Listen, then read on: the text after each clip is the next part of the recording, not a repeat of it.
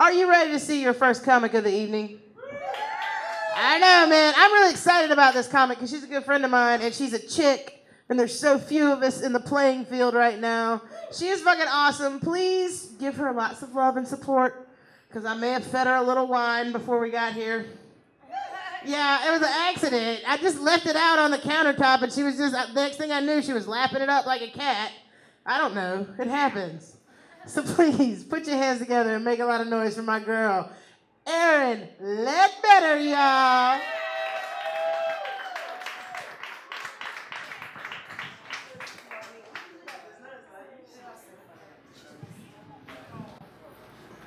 How's everybody doing? Happy Friday. I know I'm enjoying my Friday right now. And I respect it when Jenn gets on stage and she introduces me as one of the only other female comics in the area. But at the same time, Jenn is so competitive. I feel like in the middle of the night some night I'm just going to wake up and she's going to be like by the end of my bed with a horse head, like carving it off and just like laying it, like putting it under my sheets and waking up like it's a scene from Godfather or some shit like that. I feel like that could really happen. Well, I love opening when I have absolutely nothing to talk about. It's so much fun. So I'm in the service industry. I work with Jenn at Cafe Strudel, and Cafe Strudel. Y'all know Cafe Strudel's awesome. I think I can do better than. Who was that? Zach. You've never even been there. But anyways, so it's really tough having to deal with the public on a daily basis in a surrounding such as that when you're serving like. I don't want to say the best brunch food, but that sounds horrible. No, Jenn, don't laugh at that. But dealing with those people, I had this girl today, and she asked me if she could have a Charles bagel, and I told her yes. And I told her what her options were for bagels, and she just stared at me.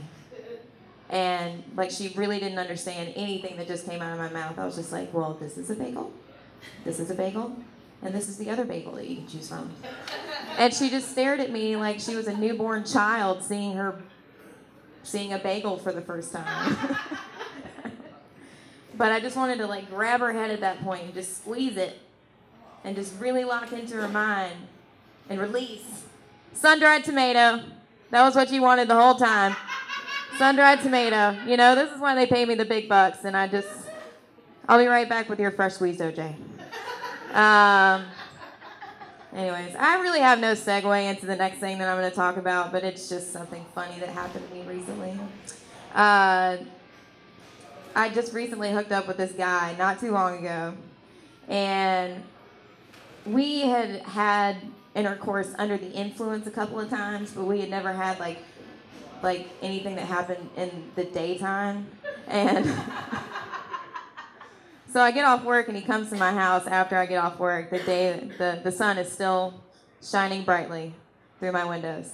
So we hook up, and this is the first time that we've really ever been around each other sober. So that just made it that much worse. And so he got out of bed and got dressed and, kind of did whatever it is, whatever that little dance is that happens when a guy just had sex and he's putting on his pants at the same time. I don't really know. But anyways, he goes to leave and he reaches in and does the high five. It's just like, good game. And he just stands there and looks at me. He's like, this is awkward. I really don't know what to do right now. Usually I just get drunk and bang you and leave. I'm just like, the door's over there. I mean, you can still just drink and bang me and leave, or not drink, I don't care. And so he goes to leave and gives me a half hug while I'm still laying in bed. And then he just stands there at the door's wide open. And he's just like, I just still don't know what to do. I just feel wrong walking away right now. It feels weird. And I'm just like, leave the money outside the door. Slip the money in the door after you leave. Don't look at me when you're putting the money through the door. Because you gotta have fun. I mean, you really gotta have fun with it, with an awkward situation like that. Jen, how much time do I have left? Where are you? I'm right here. Tell him another one. You don't know. Tell him another one. Tell him another one. Okay. What I said. What she said. Who's ever seen the show Knight Rider before? Yes. Woo! I want to do the theme song, but I feel like it's going to sound way different to me than it is to you. Do it. I love it. I feel like that would be really hard to do. I can't beatbox or anything. That's pretty much what it sounds like the whole time. But I would love to have the technology inside of my current car that was in the Knight Rider car. And instead of having Mr. Feeney from Boy Meets World be the voice for my car, I would like to have Ryan Gosling as the GPS voice for my car. That would be fantastic. But I would program him like you can control any GPS system. I would program him so that he was only allowed to say quotes from the Notebook when we were going to do things. And it's just one day I wake up and I get in the car and I say, Ryan, because we're on a first name basis. I say, Ryan, take me to CVS take me to Walgreens to get cigarettes. And he takes me to CVS.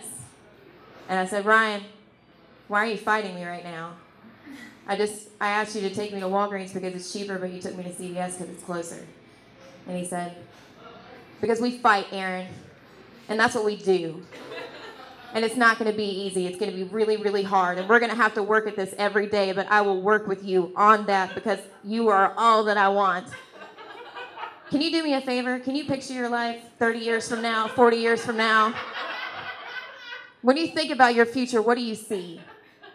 It's like, I see you taking me to CVS to get cigarettes, but I want to go to Walgreens because they're cheaper there, Ryan Gosling. Okay, that's seriously all I got.